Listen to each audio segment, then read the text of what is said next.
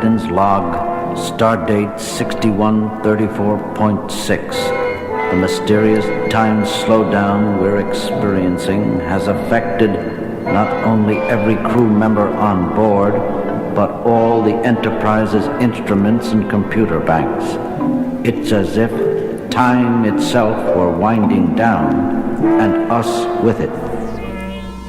Sensor readings confirm my hypothesis, Captain.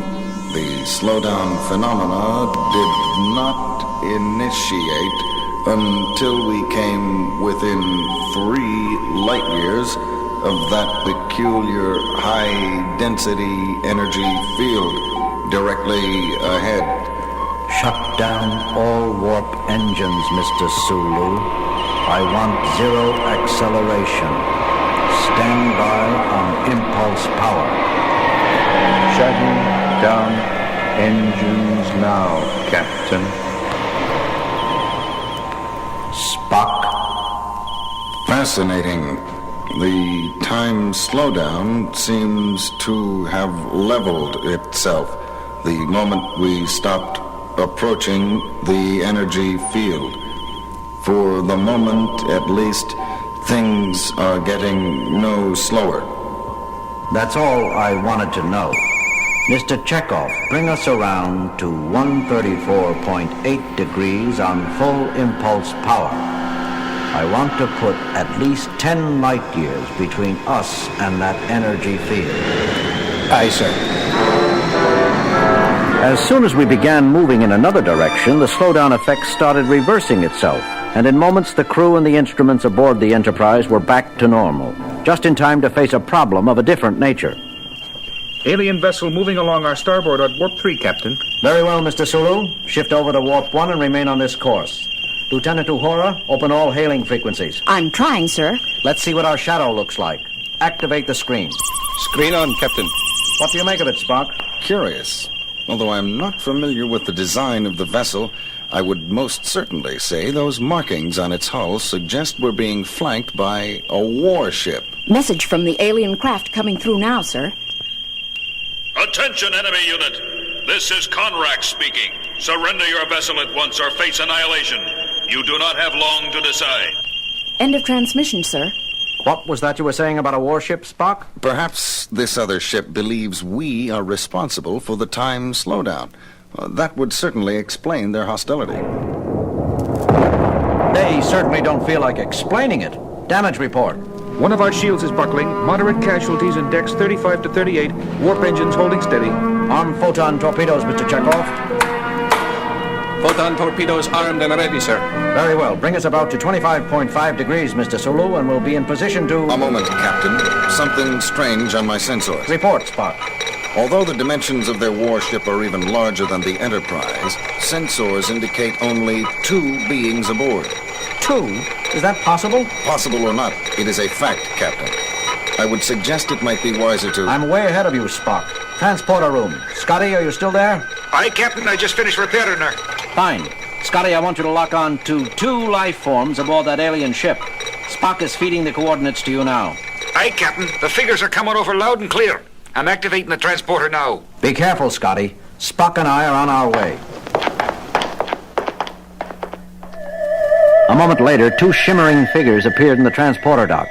The one who called himself Conrack turned out to be a fearsome-looking barbaric warrior wielding a double-edged battle axe. Alongside him was his consort, a much smaller being whose manner of attire made him look like just what he was, a sorcerer.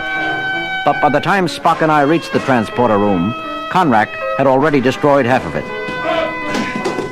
Scotty was slumped in a corner, his body bruised and battered, and it quickly became apparent Conrack had me marked for the same treatment. Captain, look out! Using all the advanced fighting techniques at my command, the best I could do was just stay alive. Conrack's strength was frightening. If any one of his blows connected at its full force, I was done for. But Spock had observed what I was far too busy to notice.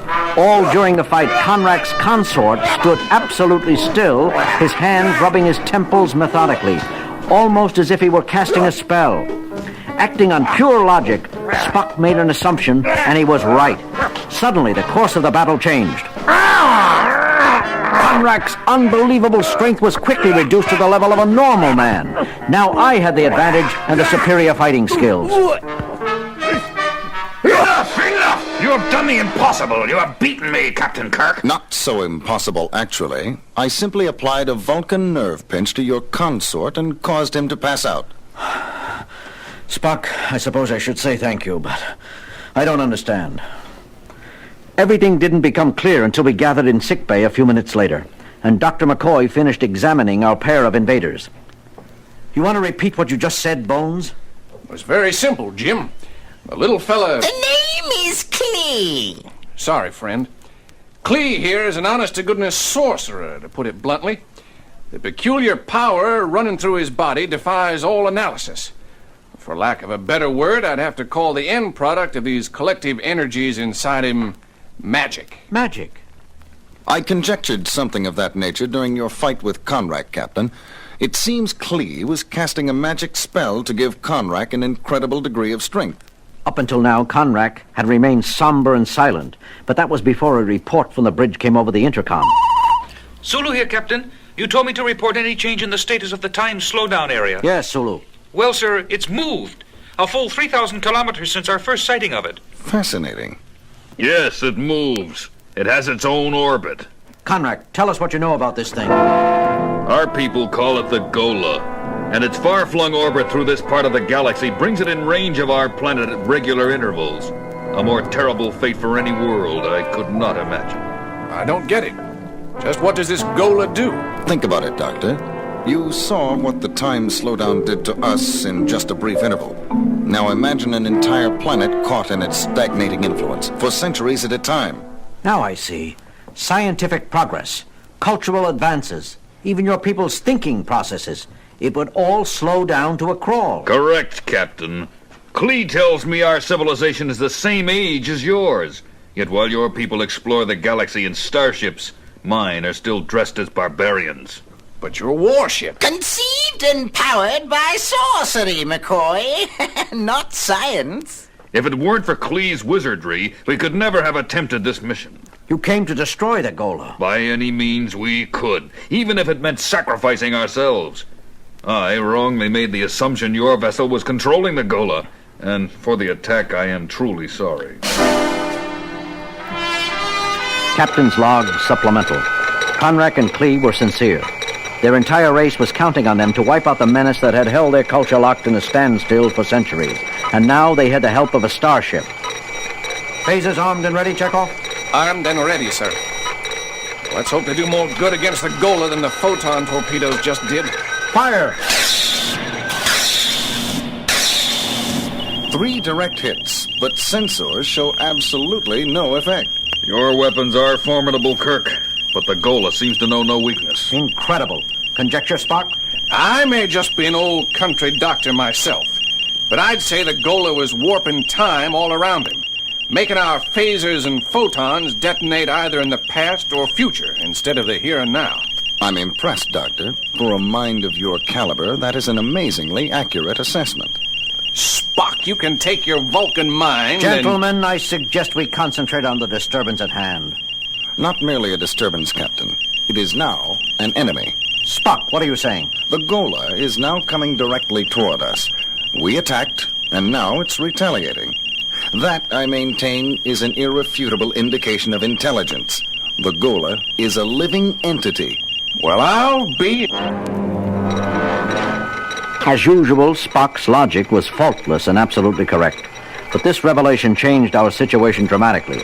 We were now up against a foe with some sort of mind. Could that fact work for us or against us? We just didn't know. But Spock and Klee were up to something, finally coming out of a huddle at the far end of the bridge. Captain, Klee and I have conceived a possible means of combating this creature. Through its mind, Captain Kirk. Spock says he can electronically transmit mental energy into space through your sensors. But even if that's true, Spock, how could any of our minds possibly be a match for anything so vast and limitless? A point well taken, Doctor. But a single mind is not the ammunition we're speaking of. Spock thinks our one chance is to attack the Gola not with an individual, but a whole culture. Explain, Spock. A composite burst of mental energy, Captain, composed of all the minds of every member of Klee's race down through the ages. The melding of millions of minds into one concentrated channel. Spock, you're space happy if you believe that's even conceivable, let alone possible. On the contrary, Doctor, it may be impossible in terms of science, but we're not talking about using science here. Magic. Exactly, Captain. I've already shown Klee how to use our computer banks as a storehouse for the millions of mental images he will be conjuring up. I suggest we back away from my consort now and give him room. Conrack was accustomed to seeing Klee's wizardry, but we were not. As his magic drew upon the mind streams of millions of his ancestors, the rest of us stood back in awe. It's fantastic, Spock. I would never have thought such a thing possible. Just how old is your culture, Conrack? How much further does Klee's magic have to reach? The exact date of our origin is unknown. We do know our oldest ancestors came from a far-off planet many eons ago. A planet called Earth. All of us share the same look of amazement. Earth, he said. Could Conrack and Klee be from our very own planet? Before we could explore the topic further, however... The Gola is still advancing and closing fast, sir. Klee! He's ready, Captain. The counterattack will begin now.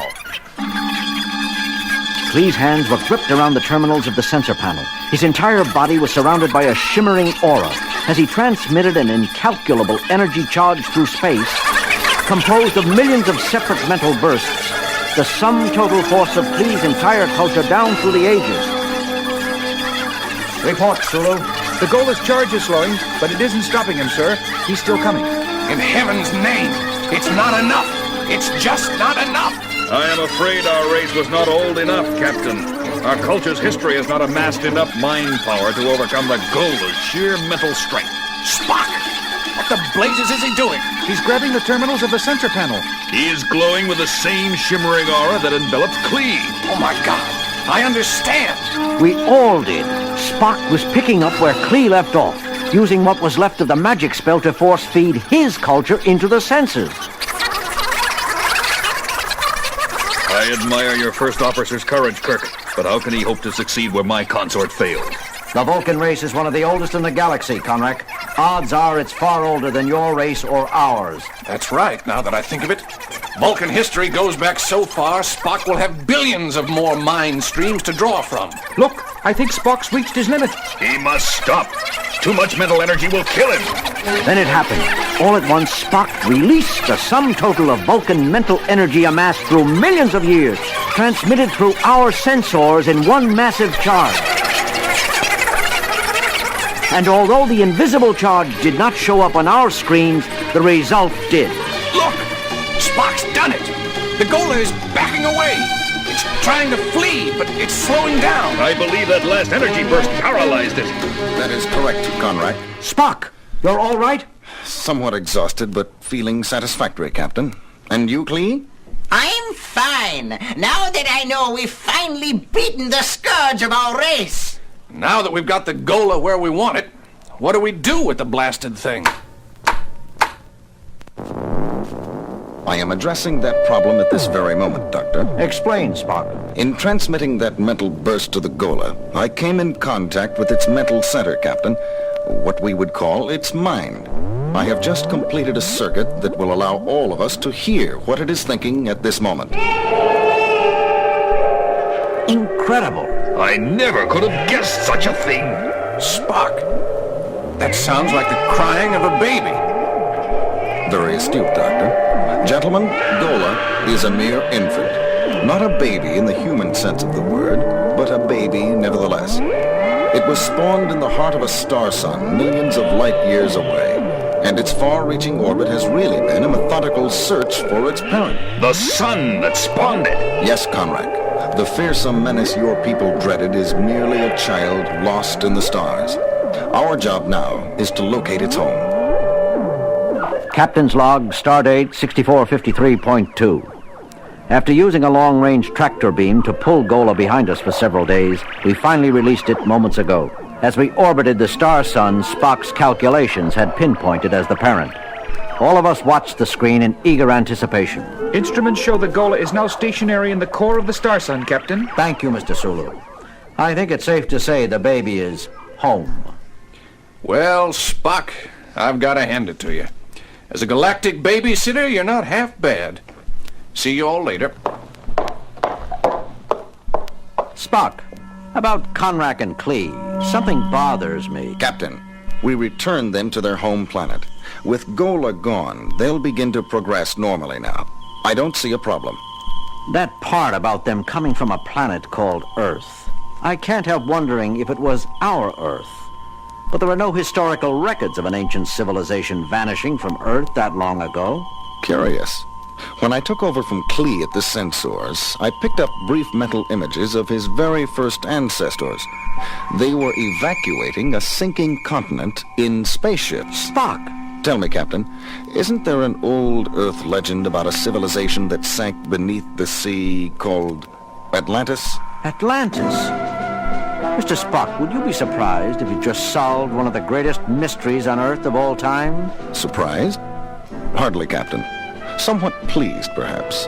Spock, never mind.